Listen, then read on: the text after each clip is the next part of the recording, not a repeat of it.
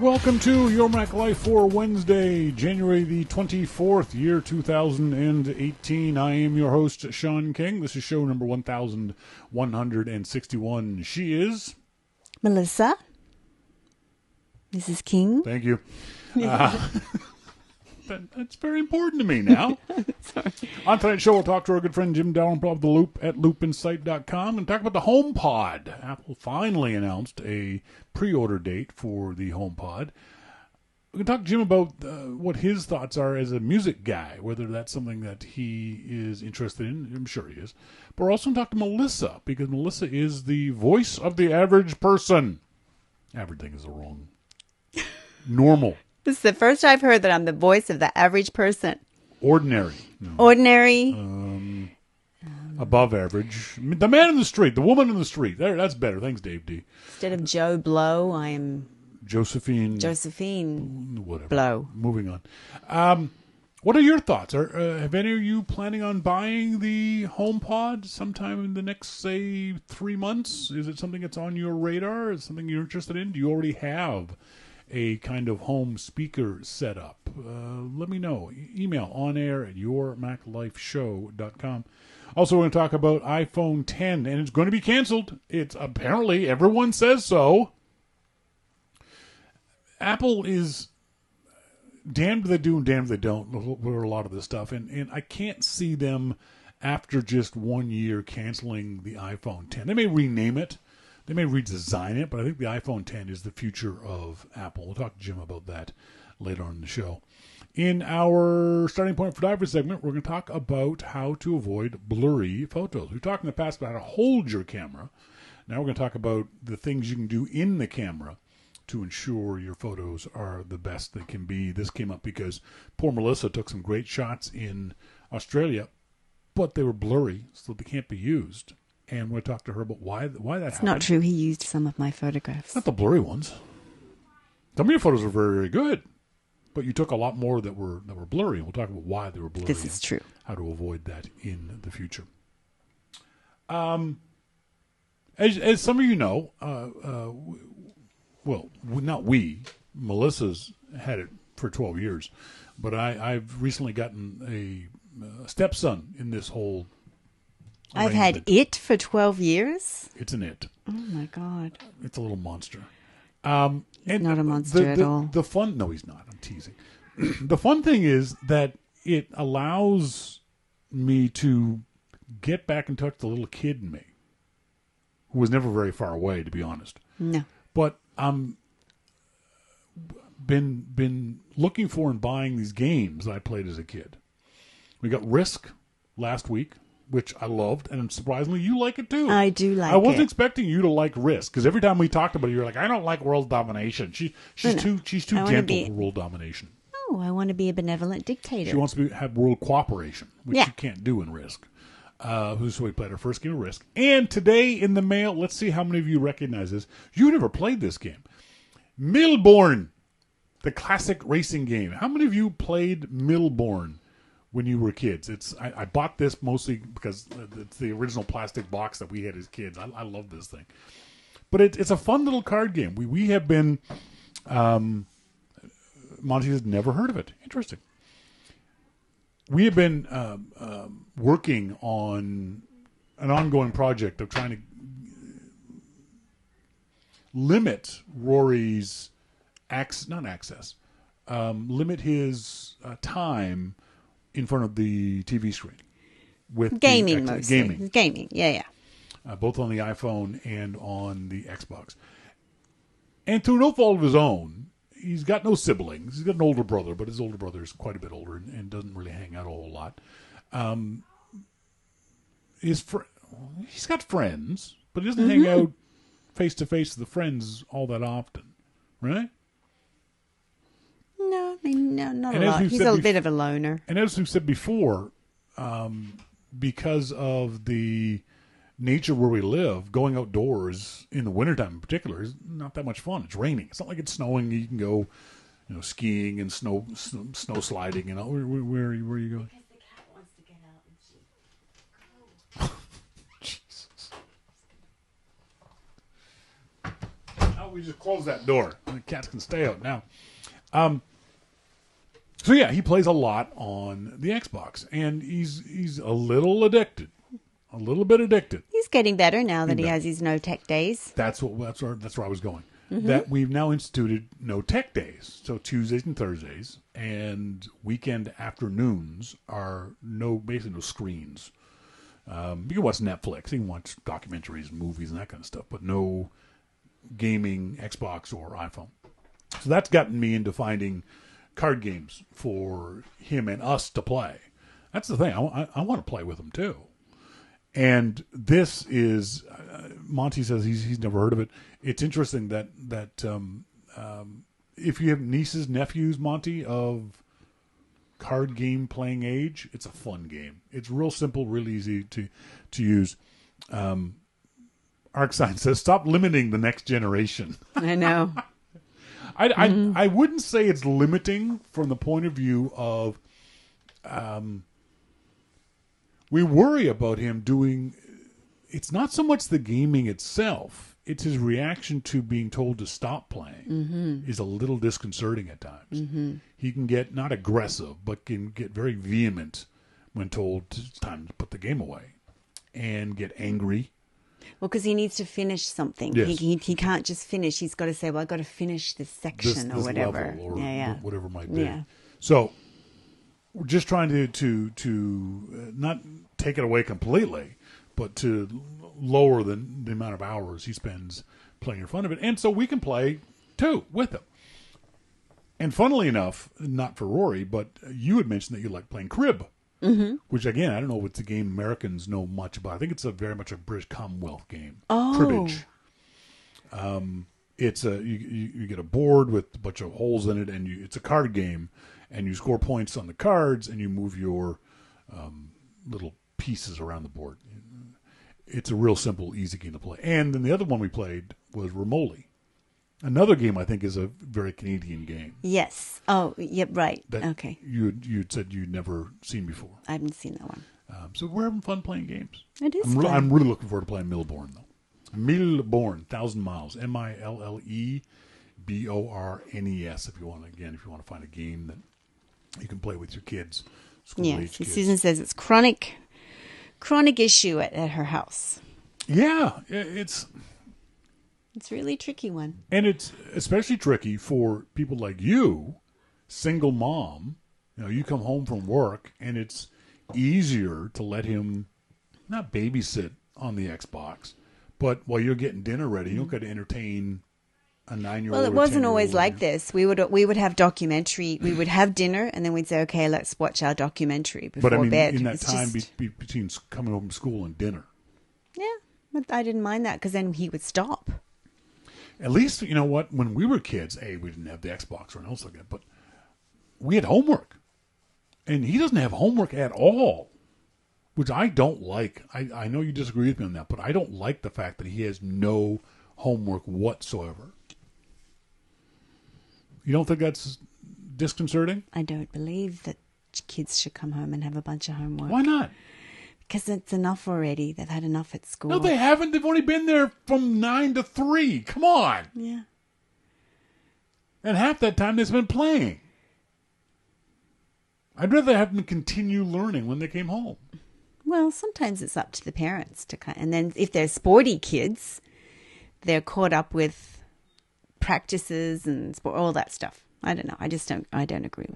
Well, some homework is good. Yeah, he has a little bit. Sometimes he has projects and stuff like that. Yeah, but if he gets stuff finished at school, he doesn't need to carry it through to home. That's a lot of teachers say if you don't finish it here, you take it home. Yeah. So I like, as much as I hated homework when I was a kid, I liked the idea of more learning when you come home. You read, you do math, you do geography, you do more stuff when you get home. And maybe that's just because that's what we did when we were kids. We always sat around the kitchen table doing our homework while Mom made dinner when we were kids. Yeah. See, I agree with Monty. It is a crutch for teachers. A lot of teachers expect the curriculum is going to be met by giving them homework. Well, it's their job to do it at school. MacMan says, but when you have 2 to 3 hours a night, it gets overwhelming. I agree with that. But That's what's going to happen in high school. Well, That's what's going to happen in college. Yeah. And if you're not used to doing homework, if you're not used to managing your time, okay, I gotta do a half-hour math, and then I'll do 45 minutes geography, and then an hour of English. Mm-hmm. When you get to that level of high school or college, and you've got 5 profs giving you 2 hours a night of homework, Mm-hmm. if you haven't practiced it, if you're not ready for it, that can be hugely overwhelming for kids. Mm-hmm. Yeah. But in college, you're usually really motivated to be doing what you're doing. You've chosen why you're there. I found that. Yeah, true. So. See, because I know for me, homework was such a breeze when I was in high school that when I got to college, I was not ready for the studying I had to do outside of the classroom. The massive amount, especially for me being a poli-sci student, the massive amounts of reading I had to do all the time. I was reading constantly in my poli-sci classes. I was constantly had economics and philosophy and political science books, textbooks to read all the time. Mm-hmm. I was reading on the bus. I was reading in the bathroom. I was reading in the cafeteria. I was reading constantly. Now, I like that, but it was a lot of work. And if a kid nowadays goes into that environment, they're screwed because they don't know how to manage their time. Mm-hmm. It remains to be seen. Dave D, I think it was 5th grade. I got homework on the first day of school. Yeah, that sucks. I remember I remember that happening too. It's like, we've been off all summer, now we got to do homework? Did you have now the Australian system is was it set up differently when you were a kid? No. But it's different than the way we have it here, where we get that 2 months off in we summertime. get 6, 7 weeks in the summer. In your summer, so this time of year. Our winter. Yeah, well, the kids were off when we were there. And they get 6, 7 weeks. Yep. Okay, so they get the same summer break that we do Yeah, here. when I was a kid, it was 6 weeks. And don't they have different terms in Australia too? Probably. I don't remember now. They're called terms or semesters? We call them semesters. Terms. They were terms. Because ours went from September to December, and then January to June. Yeah. But I don't remember now. I think Australia's broken up into 4 I think it is. sections. Yeah. With, I think, a 2-week break between each of them. I don't remember. It was a long time ago. But you're right, too. That's the other issue, too, is that if you have a kid who's involved in extracurricular activities, having that homework is tough on them. Yeah. But there's a certain point you got to go, that's life. Suck it up. If you want to do this stuff, you have to learn how to manage your time. Yeah. But after a while, I stopped the battle. And I said, I'm not doing this battle anymore. If you want him to do his homework, then you can tell him he's got to stay behind at school and go to homework club. Because it was becoming a battle when he had lots of homework club. It was a homework club? Yeah. I didn't know that. You can sign your kids up so they know how many people are going. And then there's a teacher assigned to homework club, and the kids can go get their homework done. They've got the help of a teacher, and they leave the school and it's all done. Oh, really? Mm-hmm. I didn't know that. Mm-hmm. We didn't have that when I was a kid. Though that was Rory's threat. If you don't do your homework, I'm going to sign you up for homework club. No. So he would do his homework. Because there was a year where he had ridiculous homework. It was awful. Even before now? Oh, yes. It's happened. So it's different from grade to grade? Each teacher is different. Okay. Because all I remember is that we had homework all the time. From grade 6 or 7 onwards. We had homework at least 3 nights out of the week. And we had enough homework that when we didn't have it, my mom got suspicious. And was like, were you sure? Kind of stuff. Because we always had math. You had to do multiplication tables and you had to solve problems. Yeah, he's done that. We always had spelling stuff. He's an awesome speller. Yeah. He reads like I make him read. To me, that's what you do. You read. Monty says, from 6th to 12th, I went to private school. Teachers had to justify the tuition and paychecks. They had to teach. They didn't slough off the work to the kids' parents at night. Interesting. I hadn't thought of it that way before, that it was sloughing the work off to the teachers. Yeah, they are, to the parents. I don't think that, maybe they were when I was a kid, but it didn't feel like that.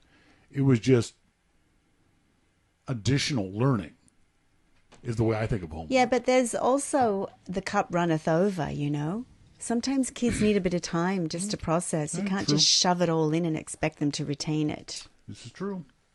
Folks, later on the show, in our starting point photography segment, we're going to talk about how to prevent blur in the camera. We've talked about how to do it while you're holding the camera. Now we're going to talk about how to do it while you are holding the camera up to your eye and what to look for and the settings on your camera. But up next, we'll talk to our good friend Jim Dalrymple of The Loop at loopinsight.com. This is your Mac Life.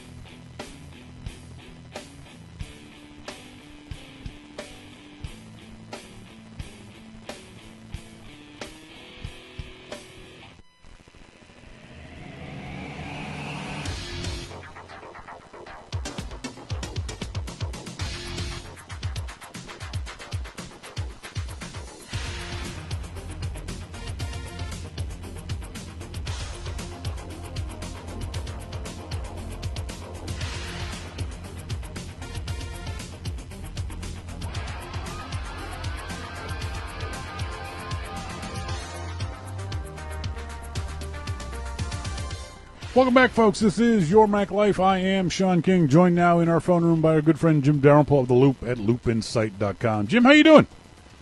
Hey. How was your week? It was a week. It was a week? Okay, that's all. That's about all any one person can ask for.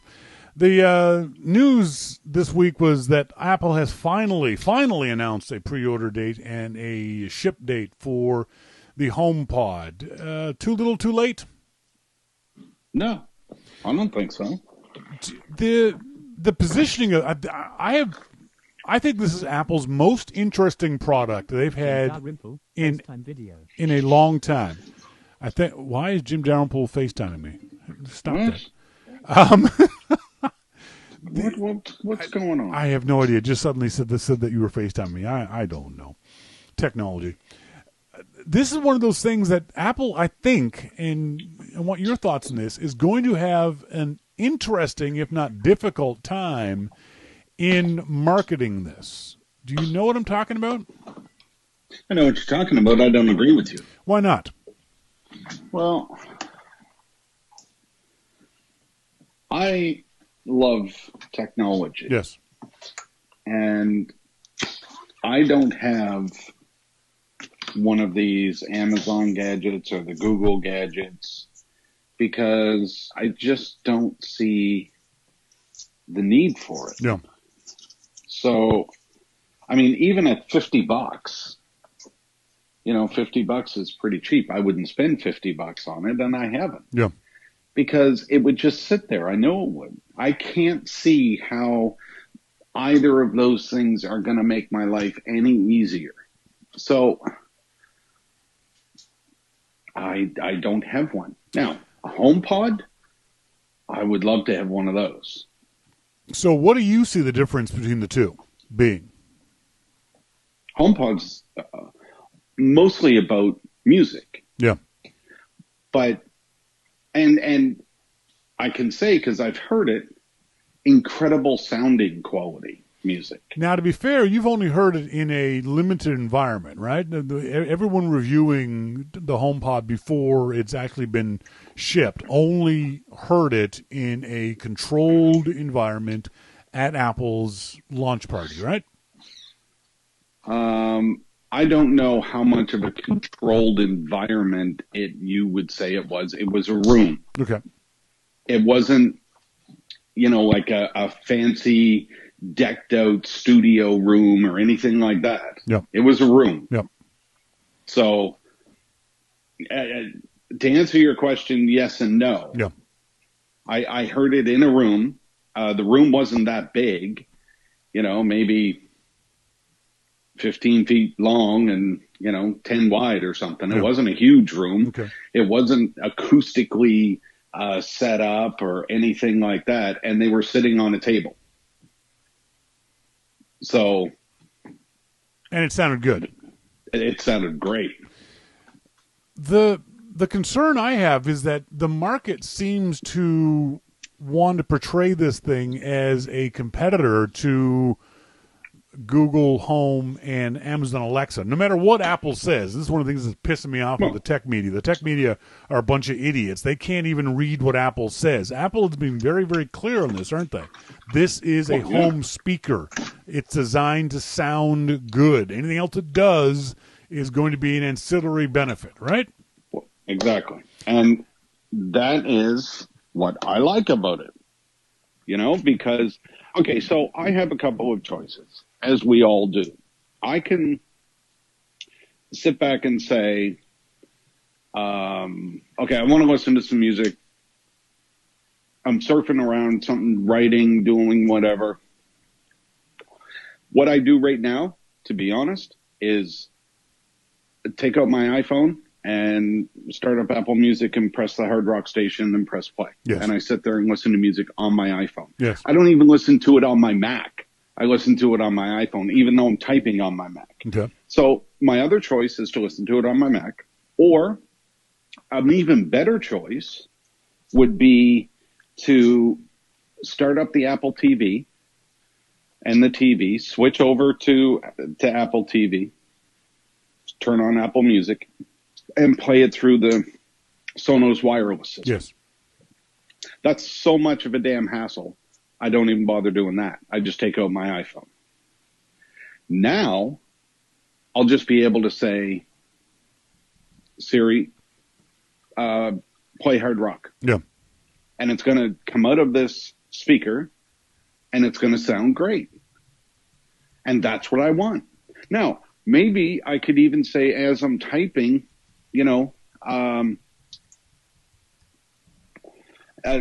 Siri, add a reminder to do this, or set up an appointment for tomorrow morning with Shawn. Maybe I can do that stuff too. So, but ultimately, this is about music. It's not about ordering new things from Amazon. Yep. And it's not about putting things on your Google list. But maybe that is of some benefit too. It's just not enough of a benefit for me to spend the money on it. Yeah. So that's where I am with it. I don't see this competing at all with Amazon or Google, because they can't produce the type of sound that I'm looking for, and I don't need that type of a personal assistant. At least I don't think I do. But in some ways, they can't even compete with Sonos. Apple has said that the AirPlay 2 functionality and being able to have multiple HomePods synced up around your house won't be available in this version of it. That's coming later in an update to the software. Dave D says, don't the HomePods adjust to each other if there are multiples in the same room? Yes, they will, theoretically, in the future. But I think that's part of the problem, is that Apple isn't competing with Alexa or Google Home, but it can be argued they're not doing a very good job of competing with even Sonos. Well, I kind of see that kind of stuff as different, and in some ways, unfortunately different, because I would love for my my HomePod to have the speaker, be the speaker for my Apple TV. Yeah, absolutely, yeah. And, at this point, I'm not sure that it can do that. Yep. I don't think it can. No, but it cannot. I don't know for sure. So the Sonos is good, but it's good sound quality. Yeah. But it's still, I mean, it's a little bit of a hassle. We're talking here, the differences between being able to speak and have stuff done for you or open an app. Yeah. And, opening up an app is not a big deal. Yeah. And it's really not. But still, having the HomePod, I think, is going to be a great thing. I really do. Arcsign asks in the RC chat room, Shawn, ask Jim what role the HomePod plays that an Apple Hi-Fi didn't. Well, I had an Apple Hi-Fi too. Of course you did. Yeah. Because why wouldn't you? Because they were expensive. They didn't sound very good. Yeah. Well, there was that. and it also took your iPod away from you. Yeah, exactly. This one doesn't. So I think the sound of this HomePod, it sounds incredible. Yeah. It's with the size of it and the look of it, it's hard to believe how good it sounds. Yeah. So, I think people will be sold once they hear it, but I would like to have multiple of them.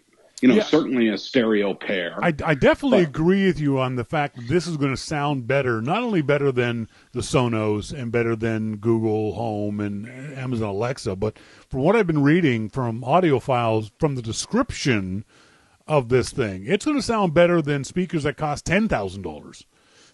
Well, if it's able to do the things that Apple claims it can do with this sound balancing and the way that kind of stuff is working, that sounds really, really incredible. Someone, Mosquito, asked a great question in the RC chat room, though. He says, what I want to know is how useful is the thing without an Apple Music subscription? That's a big knock on this. It's not a deal breaker because Apple's got 30 million Apple Music subscribers. They sell to 1% of those people. That's 300,000 of them in the first 6 months. That's not a bad market for them. But I'm not an Apple Music user, so how useful do you think it would be for those folks who aren't Apple Music subscribers? Well, this is all about Apple Music. Yes. So I think that answers the question. So what you're saying is you don't think this is going to have any functionality or any additional functionality beyond being an Apple Music player? I have no idea. Yeah. I don't think any of us do right now. I mean, it's not going to have the functionality of a personal assistant, I don't think. Yeah. Not the way that we view that, but I think it will have some functionality beyond, play this. Yes. Or play this song. But, honestly, they were very clear about this. This is about playing music. Yeah, I agree. So, and that being said, then that's what to me is very interesting about this is that Apple is Neil Seibart of Above Avalon had a great tweet this afternoon. He said, "When I was in high school, getting your first stereo was a big deal. Your stereo was your life, more so than even a laptop. Now, we didn't have laptops in high school. Then came the iPod. Everything changed. Stereos quickly began to lose their place to laptops and headphones. The HomePod is competing against that decades-long trend." Do you agree with him? Decades-long trend of what? Of not, at least young people anyway, not coveting that first stereo. Because I agree with them. I mean, you are the same way. When you got that first stereo when you were in high school or college with the quadraphonic sound and all that kind of stuff, that rocked. You did your best to blow the doors off your mother's house.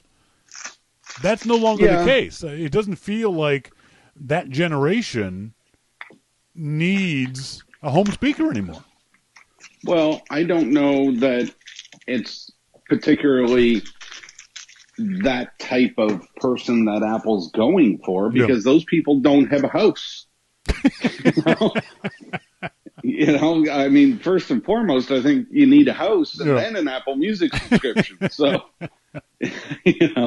so I mean, Apple is probably going for people our age and younger. Yeah. And there are a lot of those that did have stereos. Yeah, there are a lot of people now that are building homes or buying homes, and they don't want the big, amps and speakers that we used to. Yeah. They want something slick and clean that they can put in a room that's going to play whatever kind of music they want for that. Yes. And this is perfect for them because it sounds so good.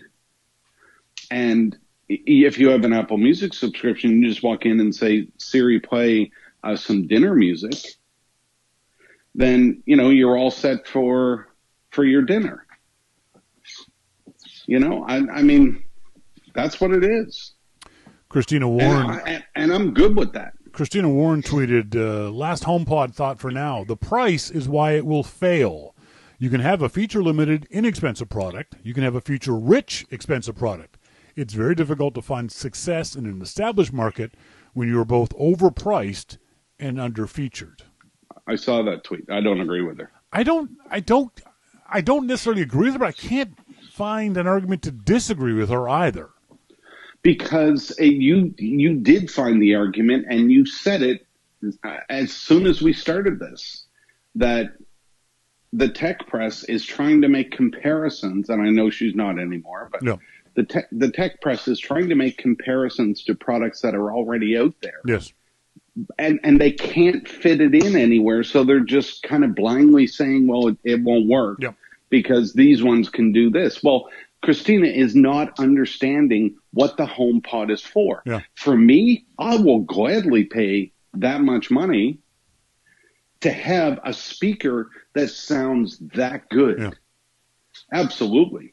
Now, I won't pay $50 to get a Google Home because I just don't see the use for it. Yeah.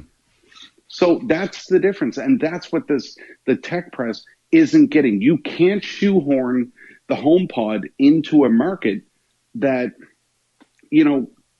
for what the HomePod does, there really is nothing like it. Yeah. You can't talk to, I can't say, hey, Sonos, and it's going to start playing music for me. Yeah. You can play music on Amazon and you can play music on Google. It sounds like shit. And, this comment coming from somebody that listens to most of the music on an iPhone speaker, even it sounds better. So, I don't buy the argument from these people that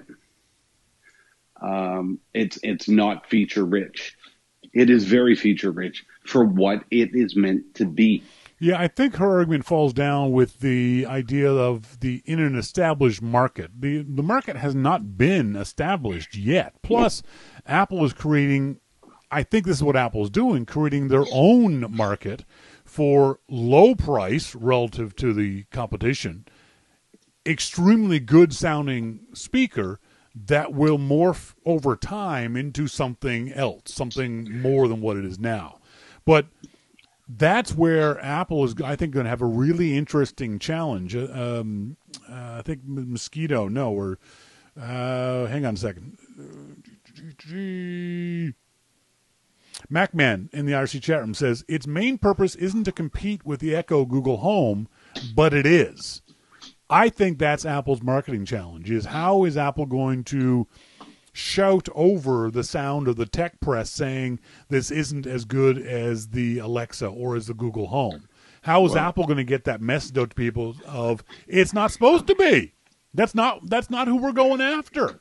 Yeah, well, that's a good question because the majority of the tech press is going to say, well, I can't order groceries on it. Yep, that's no, exactly. And you can't listen to quality music on the other two. Yep, exactly. The other two say that you can order your groceries on it. That's great. But Apple says you can play quality music on there. So why not focus on what this is meant to be. Yes. Because, again, if this was a small speaker and it was just you can order your groceries on it, I would be in the same boat as I was before. Yeah. The reason that I'm interested in this is because it is what it is. Yeah. You know, it is going to be a great speaker, and it is going to play music, and I can just, you know, tell it to play whatever I want, and then I can sit there and type. I can tell it to stop. Yep. And, you know, whatever. That's what I want. There was a Gruber on DaringFireball.net mentioned BK Asset Management's Boris Schlossberg, who says nobody's going to buy this. That's got to be, with all the stuff that's been going on over the last 24 hours, the dumbest statement that anybody could possibly have made. Not only just because it's hyperbole, but because, no, a lot of people are going to buy this. This will be a big seller. I wish Apple had it out in time for Christmas, because they would have sold millions of them over Christmas. They're going to sell millions of them over the next 8 months, 12 months. Is that going to be enough for Apple? I don't know. Is this better than the original Hi-Fi that Apple had? Yes, demonstrably better. Will the market, the buying consumer market, think about this thing the way Apple wants them to? That's going to depend on Apple's marketing, and that's what I find so fascinating, is how is Apple going to market this to defeat the perception that this is an underpowered Google Home or Amazon Alexa? Well, yeah, I agree with you on the challenge, but part of that challenge is because of the tech press, yes, who either don't understand, which is beyond me how they couldn't, yep, or they're making a conscious decision to knock it, understanding what Apple wants this product to be. Well, and that's a good question. You'd have to ask individual tech media that question. But I think overall, the general explanation is the tech press is remarkably stupid about this stuff. And they refuse to listen to what Apple is saying. Tim Cook has come out and said, this is a high-quality music speaker. So judge it based on that, tech press, not what you wish it was or what you hope it will be. I think the tech press has generally, they have a real hard time reviewing a product without comparing it to something else. Yeah. And if there's nothing to compare it to, I don't think that they really know how to review it, because what can we tell our readers that this is like? Yep. Okay, well, in this case, they're going to say, well, this is like an Echo or a Google Home, except you can't do all of this stuff. Yep. All three will play music, and sure, Apple's may play music better, but you can't order your groceries. Yep. Well, I'm glad, because if I want to get my groceries, I'll just walk down to the store and get my groceries. I think this is a perfect example of even people who should know better. Apple Insider talks about Tim Cook's visit up here to Canada, where Cook went on to tout HomePod sound quality, an oft-repeated refrain echoed by other executives in HomePod promotional material. But then Apple Insider goes on to say, some view Apple as being late to the smart speaker party. Amazon, which in many ways created and leads the space, it was Alexa integration that dominated this year's Consumer Electronics Show. But Apple doesn't need or want to, at least right now, to be in that space with Amazon. They're finding their own niche, which is the smart speaker niche, and that's where we should be judging this product, and the tech press is not doing that. I couldn't agree with you more. Let's move on. That's it. Yep, that's it. Let's move on. There's been one story posted on Apple, and speaking of Apple Insider, of supposedly the most informative analyst in the Apple universe, King Mo Kuo, I can't even say the poor guy's name properly, who says that Apple is going to be discontinuing the iPhone X sometime later this year. When you read that story, what was your reaction? Well, I think the trick there is to read the story. Yes. You know? Always the trick. That's always the trick. If you read the story, then okay, that makes sense. They could do that. But the way the But- media portrayed it was that Apple was going to completely get rid of the notch and Face ID and all the stuff and basically go back to the iPhone 8 and revise the iPhone 8. Well, That's where the media portrayed it. And the media is stupid. Yes. The people that wrote those stories are stupid. Or they knowingly wrote something that was misleading. Which would be unusual for them, wouldn't it? Oh, yeah. Very, very unusual. Because supposedly, according to, now I get his name right, Apple analyst Ming-Chi Kuo has weighed in on iPhone 10 production rumors, believing that there's been a reduction in orders because of weak demand for the iPhone 10 design. Now, there's no evidence from Apple about this, and we're not going to get any. Apple's going to announce their Christmas quarter results, I believe, early February, but Apple's not going to break out the number of iPhone sales to the 8 or the 8 Plus or the 10, so people are going to guess at that. Anecdotally, though, it doesn't seem like the iPhone 10 is a failure that deserves end-of-lifing. Do you agree with that? Well, yeah, of course, but it's not going to be end of life because of that. I mean, Gruber had the best write-up on that, and the fact that, Apple has end-of-lifed products. I think it was the iPhone 5 because they brought out the 5S and the SE. Yep. And they could very well do that. So is this guy right? He could be. Is he right on the reason? Probably not. And the mainstream media picked it up and said, oh, this is why it's happening. And, they just blew it all out of proportion. And let's wait until next week. And if Apple comes out and says, look, we sold 10,000 iPhone 10s. And last year we sold, 40 million iPhone 7s. So we're going to stop making it. Yep. Okay, then this guy was right. But I don't think that's going to happen. But the reverse is also true. Again, Apple Insider. After speculative reports of slow sales, iPhone 10 is now said to be in the high end of the industry range. Both of those stories, whether it's in the low end and about to be canceled or in the high end of the industry range, both those stories are completely speculative with no basis in fact whatsoever, and yet the so-called news media is running with whichever version of the story they personally prefer. The iPhone 10's a failure or the iPhone 10's a huge success. There's no moderation in this. There's no skepticism. There's no anything other than just the verbal diarrhea for a lot of these people just needing to spout the latest and greatest rumor. I don't think either is 100% true. I think as ArcScience says in the IRC chat room, he says, doesn't this just mean that next year the new iPhone 10 will be a new improved model, but the original iPhone 10 won't stay in the lineup as a second-tier iPhone? I agree. That's exactly right. That's exactly what's going to happen. So the thing that gets me is when the iPhone 8 was released, people said, oh, it's not selling well because people are waiting for the iPhone 10. Right. Exactly. Then they said, oh, the iPhone 10 is not selling well, so they're going to stop production. Yeah, that's right. But then they also said Apple activated the most smartphones in the last quarter of any company. So which smartphones are these that Apple activated? Yep, that's right.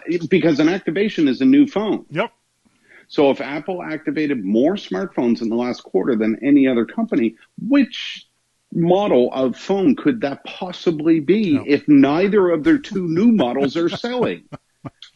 And by the way, Apple probably doesn't really care a whole lot as long as they keep selling iPhones. Yeah. I mean, these people they annoy the hell out of me. They just crank because me up you can't have all three of those things happening. Yep. It's impossible. That's right. Exactly. It beggars description to have all three. You can't have all three of those things happening. That's right. Hey, have you had a chance to play around with wireless charging on the iPhone 10? Yeah. Does it work? Yeah. Does it work consistently? Yeah. What charger are you using? I don't know. Let me take a look. Are you using the Mophie or the Belkin or some other one? I'm looking right now. It's poor product marketing. They don't even have the name on it. Well, it can't be the Belkin because the Belkin's got the name emblazoned on the front of it. This is black, so I think it's the Mophie. Okay, yeah, I think the Mophie one's black. The reason why I was asking was I was in the Apple Store a couple weeks ago, and they had a Belkin and a Mophie charger there. So I put my iPhone. I was showing Melissa how this wireless charging stuff worked, and sure enough, when I put my iPhone down on the Belkin, the screen immediately popped up and said charging, and she thought that was really cool. And I went, yeah, but wait, look, and I nudged the iPhone literally maybe a half inch off of dead center, and it stopped charging. Do you have the same issue with your charger? Well, don't nudge it. Are you asking me for tech support here? No, I'm not asking you for tech support. I'm pointing out the flaw in these things. The fact that because the coil that does the charging needs to be aligned to your iPhone in exactly the right way, and there's not a lot of room for error. You can't just see what a lot of people think of with this wireless charging. They think of just throwing or dropping their phone down on this device, but it's not as easy as that. You've got to pretend almost that it's going to be put into a holder, and you've got to align it just right. And the problem is, if your phone vibrates, if someone calls you in the middle of the night and your phone vibrates off its exact right axis for this thing, it'll stop charging. Well, come on. I mean, I don't think that'll happen. That's never happened to me. Well, it could happen. Okay, look, you put on your wireless charging tonight, and I'll call you under the bridge, and we'll see what happens. What if, if that's the way you're going to be about this stuff, what if, you set it on your charger, and then the Cookie Monster breaks into your house and moves it? I mean, come on. No, I just want people to be aware that wireless charging is not the panacea that other people might make it seem. It's not the perfect solution yet. It's also relatively slow, isn't it? It's very slow. It's even slower than plugging in with one of the little square chargers. No, it's about the same. About the same as one of the square chargers? Okay. Yeah. I haven't bothered to get one of the wireless charging ones because I'm sitting in front of the computer. I just plug it into my computer, and we've got cables lying around the house. It's going to be interesting to see how the difference is with Apple's AirPower if it comes out, because the charging mat for that is significantly larger. It's designed to, I think, take 2 iPhones and an Apple Watch, so it's a lot more space there. And AirPods. And AirPods, exactly. So I think that'll solve some of the problem. Here's the thing with wireless charging. First of all, it is slow compared to the fast wireless or the fast plug-in charging things that you get. So it is slow. Yes. But if you're sitting at your computer all day with a wireless charging mat, and you walk into your desk, whether it's at home or the office, walk into your desk and put your iPhone down, it will just keep charged all the time. So it doesn't need to be fast. Yes. So you get up and you go to a meeting, you take your phone with you, you're there for an hour or two, you come back, put it back down on the mat, it just starts charging again. So it's always charged at 100%. That's not me, though. Yeah. I am on my laptop a lot. I walk around a lot. I sit in different places, so I'm not always at the same spot with a wireless charger. So what I end up finding is that, okay, it's 2:00. I have a meeting at, 2:45. Well, I need, as fast of a charge as I can get to get this thing back up to whatever I want, 100%. Yep. So I walk out, plug it into that, and leave it for 20 or 30 minutes, and it's done. Yep. I'm good to go. So that is the difference for me, and that's what I really like about the fast charging. Yep. But if I was in a different situation where I was always in one spot working, then a wireless charger would work just perfectly for me because I would just set it down and leave it there.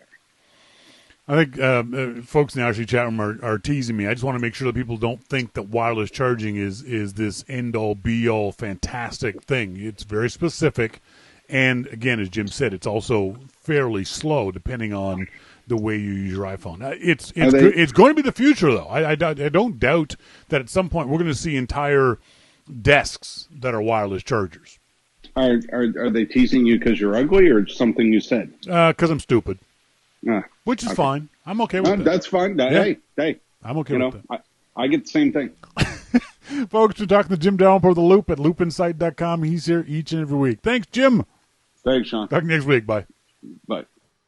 Yeah, I just don't want people to think that wireless charging, because I heard folks at the Apple Store, and good on them, the Apple Store employees were very clear in saying that, no, this is not going to give you a full charge in 30 minutes. You have to be very specific the way you put it down. So I was very interested to see that the Apple Store employees were very honest with customers as to what they can expect from Apple wireless charging. So I wanted to make sure that you guys knew that as well.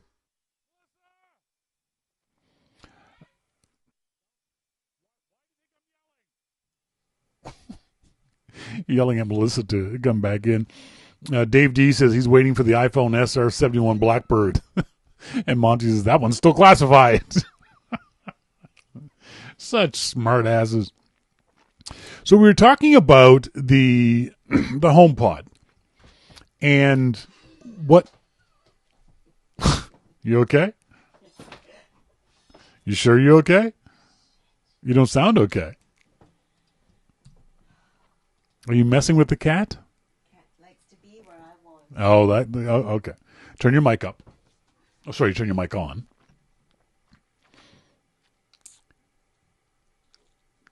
Click. Come on, lady. It's an up-down switch. Come on.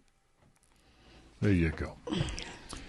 So, as we were saying up top of the show, you're the Josephine on the street, the person we're going to look to give this perspective. Michael Gartenberg said years ago that companies like Apple and Google and Amazon can sell 50,000 of anything. I don't have any doubt that Apple will sell a metric buttload of HomePods. From what you've heard, and granted it's just from me, do you have any interest in the HomePod? No. You listen to music. All the time. All the time. You have a little teeny tiny Bluetooth speaker. Mm-hmm. It's literally a little tiny cube. Sorry. Watch the mic, dude. All right. It's a little tiny Bluetooth speaker. It's an inch and a half by inch and a half. It's a little itty bitty cube. It was a gift, yes. I think I put it in there wrong. Do you like the sound of that speaker? Yeah, it could be better, but it was a gift. I was grateful for it. That being the question, that being the case, that you like music, you listen to it all the time, why wouldn't you get a better speaker? I would get a better speaker, but I wouldn't spend that much money on a speaker. Why not? I would appreciate my music for something probably half the price, I think. Unless I had a yoga studio or something that I was, that I was investing in it for business purposes. Have you ever listened to your music, or any music for that matter, on high-end stereo equipment? Well, I'm almost afraid to. Why? Because then I know I'll go, yeah. Oh my gosh, this is so good. I like my car stereo. I think that's part of the problem, Yeah. is that I didn't know what good audio was until back in 1996. I started doing the show with a bunch of audio engineers, and these guys had incredible stuff. Mm-hmm. There's actually one listener who's been listening since those times. And the audio engineer there, when I first sat down, This guy is a Juno award-winning audio engineer. Junos are Canadian versions of the Grammys. So this guy knows his stuff. And like all audio engineers, he's batshit insane. But he had me just do an audio test, a vocal test. And he went, okay, hang on a second. And he went out some other room, and he came back with this thing that apparently was a microphone. He's here, try this one. I said, what the hell is this? He said, it's a Neumann. I don't know anything about microphones, so I was like, okay. So I started talking, and he went, yes, perfect. Turns out that microphone made a huge difference in the sound of my voice. I did not know there were different microphones for different voices. I thought every mic carried sound the exact same way. But he also taught me about good headphones, over-the-ear headphones, and good earphones, and good speakers, and all that kind of stuff. Because when we were kids, all we wanted was loudspeakers. We didn't care. We didn't know about audio quality. I just wanted to listen to The Clash as loud as I frickin' could. And then when he turned me on to what good audio was, it makes a huge difference. But nowadays, because so many of us listen to MP3s at varying level of MP3 quality, most people don't know what good sound is. And because the popularity of things like the EarPods and Sony's $30 headphones and cheap Beats headphones, I don't know that enough people have enough of an interest in the quality sound that Apple's talking about when it comes to the HomePod.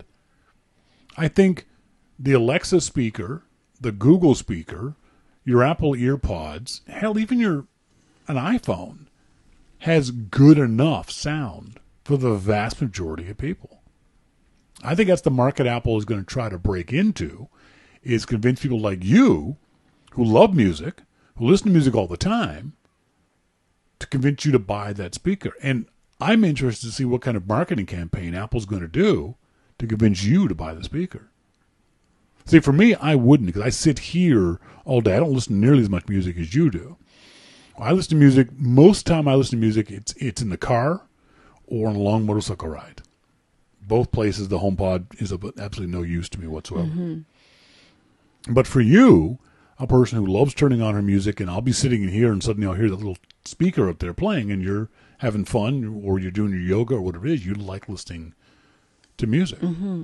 I think you are the target audience for the HomePod, but how is Apple going to convince you to drop $350 on a speaker when your little Bluetooth one in there is good enough? Mm-hmm. I think good enough is going to be the death of the HomePod. Because if the sound you've been hearing already has been good enough, then you've got no interest in getting a little bit better. In other words, you've got an inexpensive speaker out there already. If you wanted better sound, you'd go and buy a $50 speaker or a $100 speaker. I would spend $100 maybe. If you're interested, and you could have done that already. London Drugs down the street. You could have easily got another Bluetooth speaker for $100. Mm-hmm. But that one's good enough.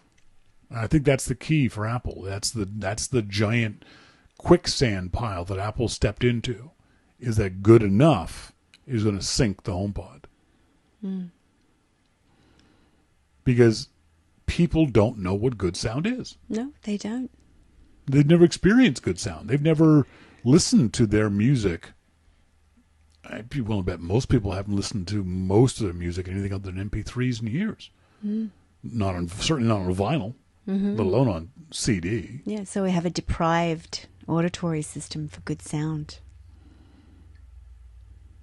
Mosquito says, I've been in the presence of genuine high-end audio gear perhaps 3 times in my life. Mm. Yeah. Arcsign, how good is the audio around us? Like in elevators, stores, Disneyland, Small World ride. Yeah. Mm-hmm. Most of the sound we hear is very mediocre. Mediocre sound. If less. Mm-hmm. You know, most of us sit in front of computer speakers or TV speakers that are good enough for us to hear the sound coming out of the TV or the sound coming out of the YouTube videos. Mm-hmm. And we're okay with that. Yeah. Well, I think you need a big space. People don't live in big enough spaces for a speaker that's worth $350. Well, there's that too. If you live in an apartment, you don't want a speaker that can blow the doors off because you're pissing your neighbors off. Exactly. So why spend? Part of the logic is going to be, why should I spend $350 on a speaker I can't even turn up? Exactly. I can't even crank up. Mm-hmm. And so many people living in tiny spaces. It's interesting. I'm really fascinated to see how Apple markets this thing. Yeah. I completely get the fact that Apple wants to target this as a music speaker, not as a Google Home speaker or as Alexa speaker. Alexa, add to my grocery list kind of stuff. I get that, and that makes sense for Apple. But the idea of how they're going to convince people like you to buy a speaker that costs this much is going to be really interesting to me. Yes, I agree. Monty says, too many people think that 128K or less compressed MP3 is what all music sounds like. That kind of source material will still sound like crap, even on 30K speakers Dave mentioned earlier. And Mosquito says, my current living room speakers 2.1 cost about $400 in 1996. They're still pretty good. I need to determine if the subwoofer is malfunctioning or if I have something near that resonates too much. But yeah, that's it. It's pretty good. If you've bought a TV in the last 5 years, your TV speakers are pretty good. Mm-hmm. My phone speakers are pretty good. Mm-hmm. And it's not like I'm listening to a lot of classical music. No, it's the quality of the music. That's the other thing, too, is the music most of us are listening to. It's not really worthy of $350 speaker. Exactly. It doesn't justify. If I was a classical music listener or a jazz listener or, that kind of higher level music. No, when I listen to music, I'm listening to Rage Against the Machine as loud as I freaking can. Yeah. People listen to Justin Bieber. They listen to Beyonce. You don't need high quality, high fidelity sound to listen to most pop music. No. You're not going to notice it. So it's going to be interesting to see what happens. I wish Apple luck. Their history is not good. They made a speaker before. It was called the Apple Hi-Fi. It was fucking awful. It was huge. It was expensive. It was crappy sound. It was bigger than this box right here, and you had to put your iPhone on top. You had to attach your iPod to it. Yeah. So you couldn't even take your iPod with you. It was a thing. The best speaker I've got, grab that thing down there, that round thing. But the HomePod looks good. Yeah, it looks good, but not enough for this speaker here. This is the Libertone Zip speaker I got a few years ago. This is what I play my music off of if I want loud music, and it's really good. This thing is surprisingly loud. It no longer, because it's years old, it no longer does the. It's not up to date on the latest Bluetooth and that kind of stuff. But even that thing is a couple $100. So let's move on, shall we? In our starting point for Dogville segment, when we were in Australia last month of December, as I said on last week's show, I brought the Olympus M1 with me. Nice little camera. It was fine. Melissa, you liked using it? I do. And so why do you like using it? Well, it feels good. If you want to relate it to what you were talking about last week, it's a good size for me. Yes. I like the feel of it. Yep. We've talked about in the past, and you are pretty good at this. We've talked in the past about how to hold the camera, how to hold it steady to prevent blur. Camera movement, unintentional camera movement, is death to photos. Blur generally is death to photos. So anytime your camera is moving, you're going to get blurry images, and most of the time that's not what you want. So what you want to do is to physically prevent blur as much as you can. But you also want to, there's also things you can do in the camera to prevent blur or to get focus in the right place. And those are two different things. One of the things that, and this was my fault, that I didn't communicate well enough to Melissa was this idea of focus points. When you turn your camera on either the screen or in the viewfinder, you'll look through it, and when you do that half press of the shutter button, when your camera's focused, it should make a little beep sound. If it doesn't, check your manual to make sure that that has been turned off. But it'll do a little beep to let you know that it's got the focus. And a lot of people hear the beep and just assume that what they're looking at is in focus. That's what Melissa did. She was taking pictures of the kids in the water, and you would half press, you'd hear the beep, I'm in focus, you'd push the button. Well, what happened in a lot of Melissa's photos was that she was focused on the wave behind the kids or the water in front of the kids instead of the kids themselves. And what happened with that was when she half pressed, she didn't pay attention to this little dot or square. In the case of the M1, it's a little green square. Some cameras, it's a red square. Other cameras, it's Canon's, it's a dot. Nikon, I believe, if I remember correctly, it's a black square. Different ways of finding that. And that little light that pops up, that little indicator, is called your focus point. And what that means is that's the spot the camera is going to focus on. And you got to pay attention to that. Because if I'm looking at the kids, and there's two kids side by side, and I half press, and the focus point is over here, the little green square lights up over here, the kids won't be in focus. That tree or that branch or that wave will be in focus, but the kids will be blurry. So you've got to constantly be aware, because one of the problems is that with these cameras that are you use the back of them to view, for example, this Olympus M1 has got a touch screen back to it, which is kind of cool, because what that means is I can touch it to get the focus. But it also means that if I touch it by accident, I can move the focus point someplace else without even realizing it. The other thing is these little control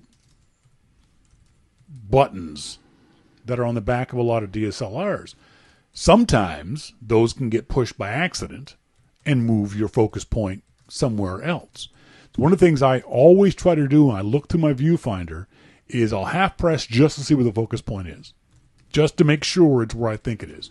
Don't assume that your focus point is dead center of your viewfinder. You may not even want it to be dead center of the viewfinder. So look for that little square. When you hear that little beep, that little chirp, look to see if you can see that square. Make sure that square is on the thing that you want to be in focus. Melissa, go ahead and read what you just said, what you just wrote. Well, because you say to go out and practice being a photographer and maybe concentrating on one aspect of photography during that time that you're out taking photographs. So when I was taking these photographs of the children, I was focusing on being in a different position, being at their level. Yes, Monty was upset about that. Yes. And being in a different level and getting down and trying to make it more exciting in terms of where I was in relation to what I was taking photographs of. And I was being very ambitious because I was taking photographs of moving children in moving surf while I was in the surf. Yep. So it's just an example of too much. So next time I go out, I have to think, today I'm just going to concentrate on focus. Yeah, that's right. And not on moving children. And that's one of the downsides of photography, is that there's so many things to think about. In that moment before you push the shutter button, there's one guy has this very funny article, unintentionally funny, that says the 40 questions I ask before I push the shutter button. 40? I mean, I don't got time for 40 questions. But as I read through them, I realize a lot of them I'm doing automatically. well, that's right, because it's become a habitual, Yeah, if that's you right. have a memory for it. Exactly. Whereas that was the last thing on my mind. That's right. And I am thrilled that I got a couple of really good photographs of them while I was trying to do that. Maybe one. Monty says, is it easy on that camera to move the focus point by accident? Yes, it is, Monty. If you have the camera set up, again, so that you can touch the back screen, if you touch the back screen by accident, you just brush your hand across it. Yes, the focus point can move. If you push these buttons, even if you're just absent-mindedly pushing the buttons, yes, the focus point can move. But the other thing that can happen, so we talked about the focus points. There are also camera settings that can move your focus point when you don't even realize it. For Melissa, quite often what I did was I would set the camera to either a scene mode for her. I knew she was shooting landscape, or I knew she was shooting portrait. So to make things easier on her, I switched to landscape mode or portrait mode, or onto the auto mode. What happens when you shoot in some of these automatic modes is the camera takes over the focus on your behalf. So, for example, in auto mode, I'm focused on you're the kids in the water and this foreground is the water. Well, the camera doesn't know that you want to focus on the kids. It doesn't. It's a camera. It's stupid. It doesn't know the kid is the most important thing. So what cameras will often do is focus on the closest thing to the photographer. And so they'll catch the wave in the front and ignore the kids in the back. Or if your camera is set to look for motion, if the kids are standing still and the water's moving, it'll focus on the water. Because you told me to look for things that are moving. So that's how focus can move without you even realizing it. So there's two things that you want to think about when it comes to the kind of focus you're doing. And it's real simple. Is what I'm pointing the camera at moving? Yes or no? And from there, you make a decision about your focus, about how your focus is set up. And this is one of the things I've said many, many times, is when I go out shooting, I generally go out shooting with an idea of what I'm going to shoot in mind. Portraits or landscape or movement or whatever it might be. And one of the things I set up on my camera is my autofocus modes. And there's a couple of them. There's single autofocus and there's continuous autofocus. So if the thing that you're shooting isn't moving, you're shooting a tree, you're shooting a person's face, read your manual, find out how to set your camera to single autofocus. Let me just look this up. On Nikon, it's AF-S or autofocus single. On Canons, it's one shot. And what that means is when you half press the shutter button, your camera will lock focus on that thing, whatever's underneath the green square or the blue square or the red square, whatever the square is.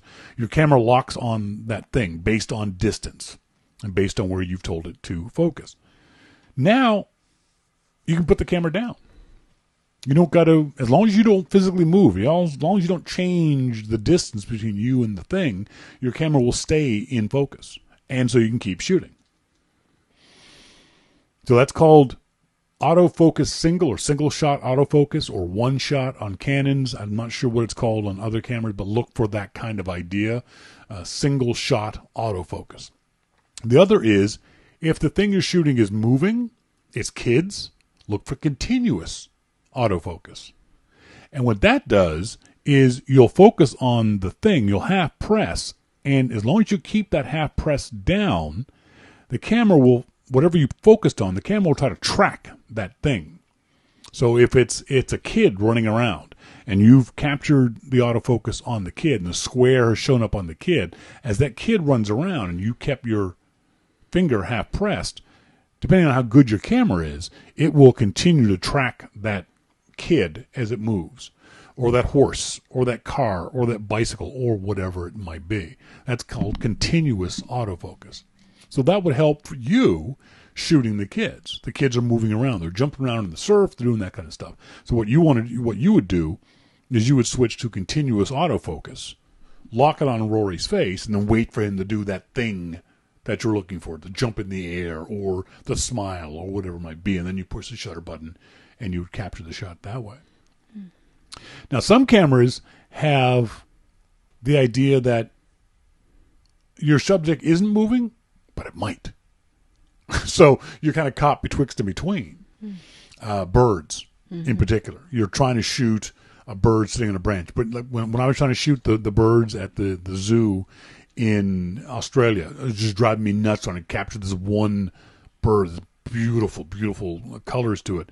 But because it was a twitchy little bird, my autofocus wasn't able to lock onto it when it was set to one shot, because I would half press and it would lock on the bird this way and the bird would move its head.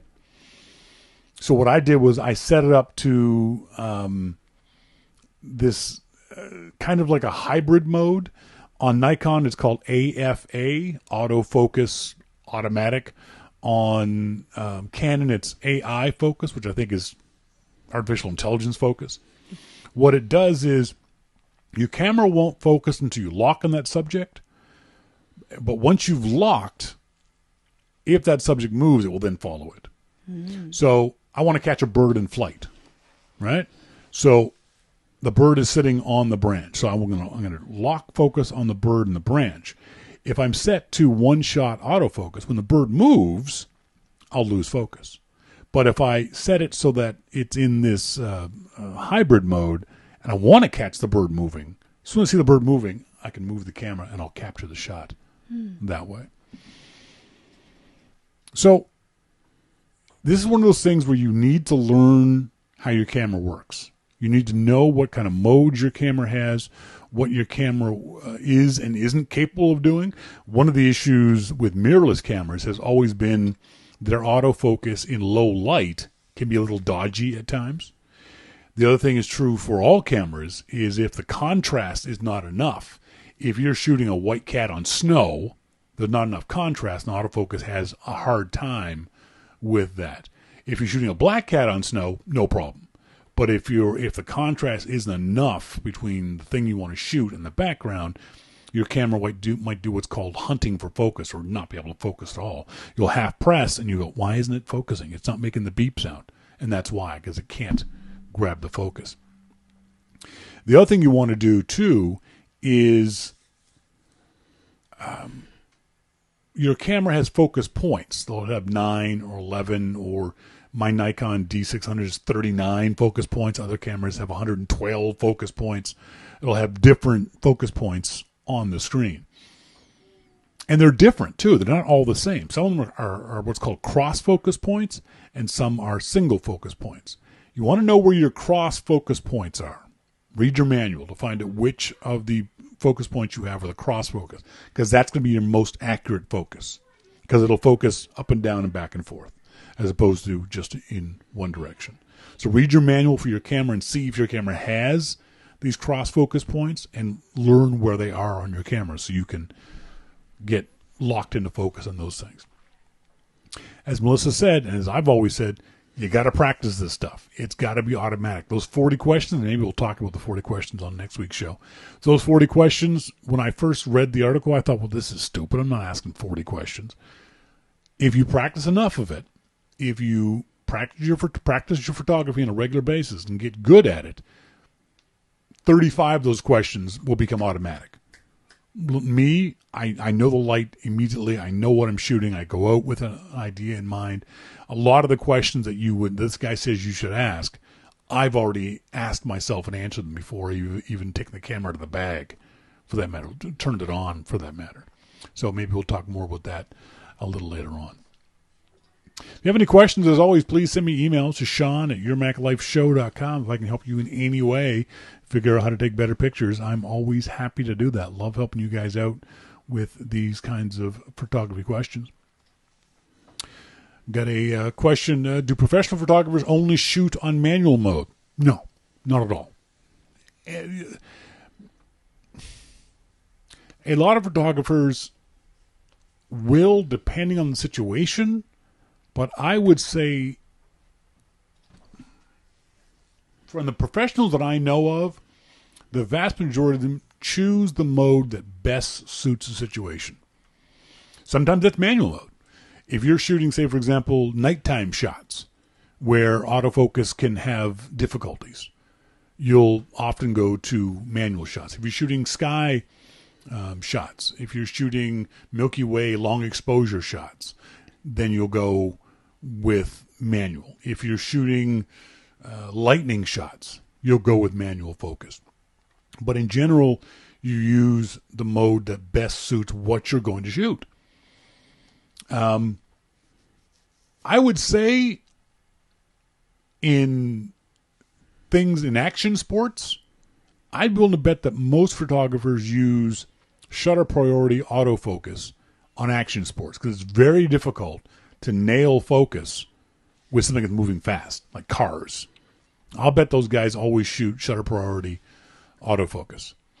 I'd be willing to bet that a lot of photographers who are shooting portraits will shoot aperture priority mode autofocus, because there's no need to do manual focusing on those things if your gear is good enough. There are some cameras that just, they just don't do autofocus very well.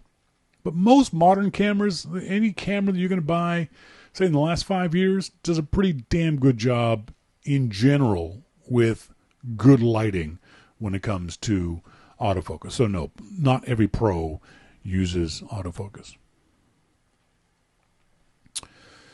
D says, I just got back from an 11-week road trip through Alaska. I've got tons of pictures. Many want to see some of my stuff. Most of my friends do not use Facebook.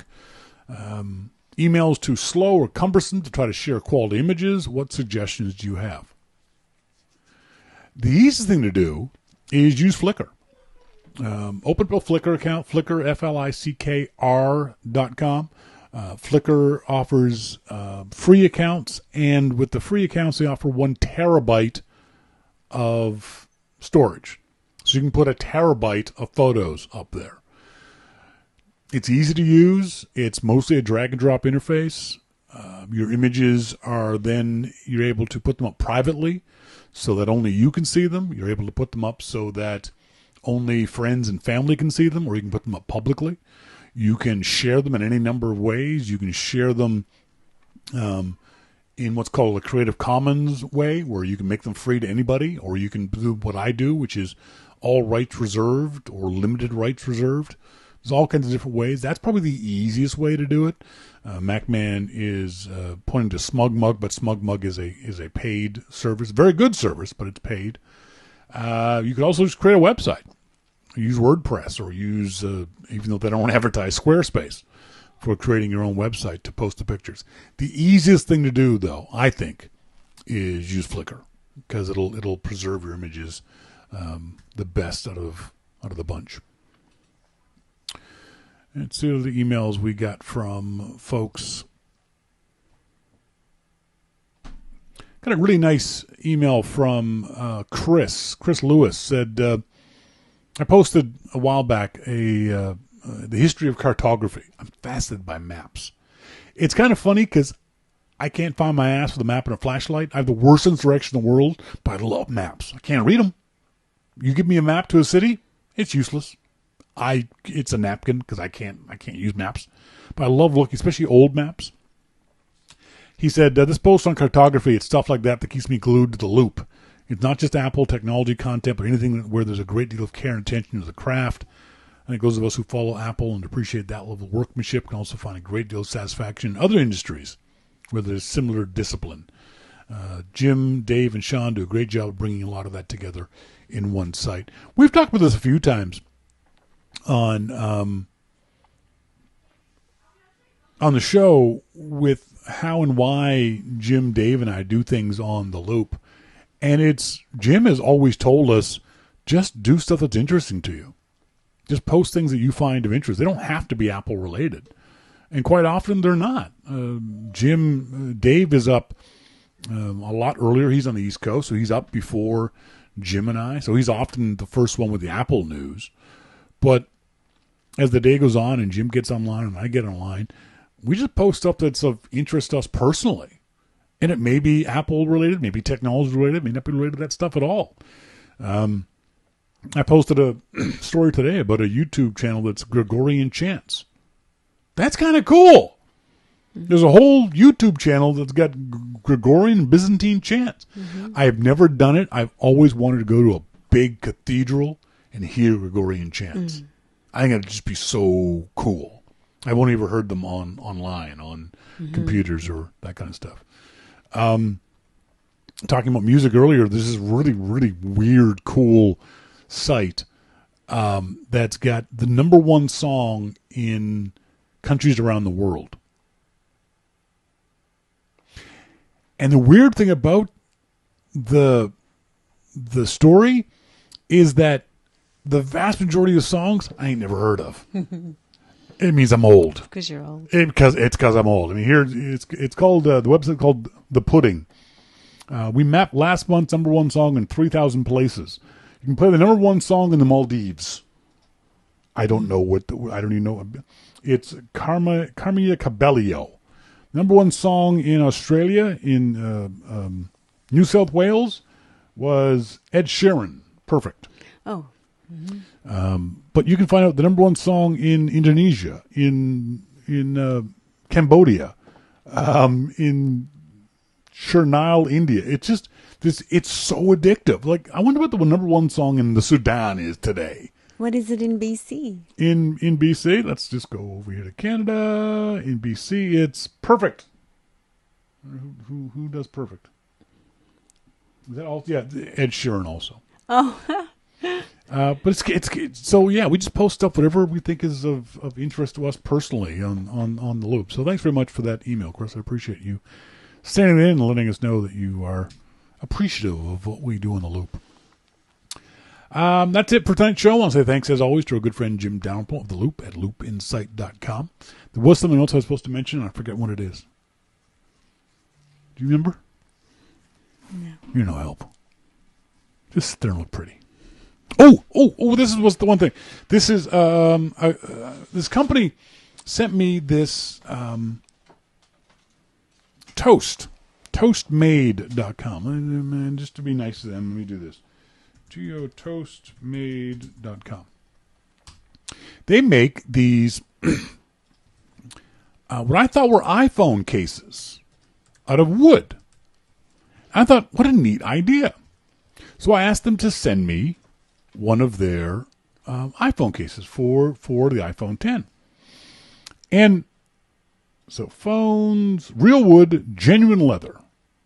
Where's the one for the iPhone? There's the iPhone. And there's one for the iPhone 10. And it looked kind of cool. I didn't pay enough attention, though. Because if I had paid more attention, I wouldn't have asked for them to send this to me. Because as it turns out, their iPhone case is, yes, this is wood, but it requires me to stick this stuff onto my iPhone. It's a 3M backing. To peel this off and glue it to my iPhone. I'm sorry, Toastmade.com. I am not doing that. Under any situation am I going to glue anything to my iPhone 10. Now, they say on their website that these things come off, that they don't leave any residue behind. And while I believe them, I don't care. I thought this was going to be a wooden iPhone case, in which case I would have loved it. But the idea, it's very thin, but it is in fact wood.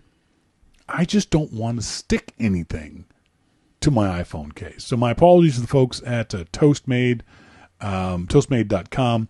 The product looks good.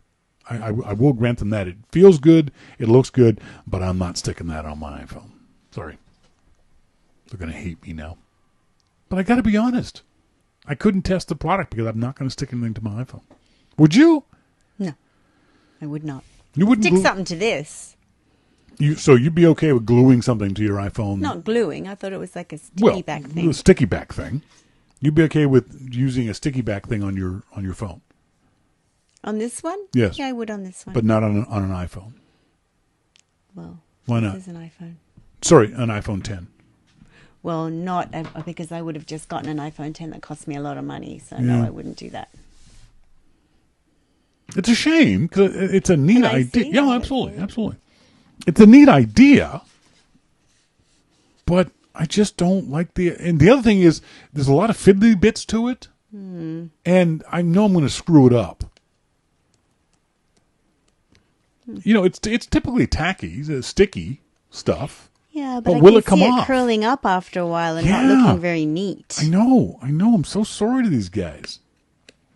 It says, for removal, warm the wood with a hairdryer to release the adhesive, then peel off slowly. No, not a fan. Not a fan of doing that, guys. I'm so sorry. But if you are interested, the product looks good. It's inexpensive. Toastmade.com is the website. I think that's it. Folks, like I said, I want to say thanks to our good friend Jim Dalrymple of The Loop at loopinsight.com for joining us. I want to say thanks to you guys for being here each and every week. Appreciate you guys' support. Speaking of support, if you'd like, you can support the show by going to yourmaclifeshow.com. Right there on the left-hand side, you can subscribe. It's a free podcast, but your subscription for $2, $5, $10, $15 a month, whatever it might be, comes out of your credit card or your PayPal account, goes into our PayPal account, and I'm going to use it to buy motorcycle insurance.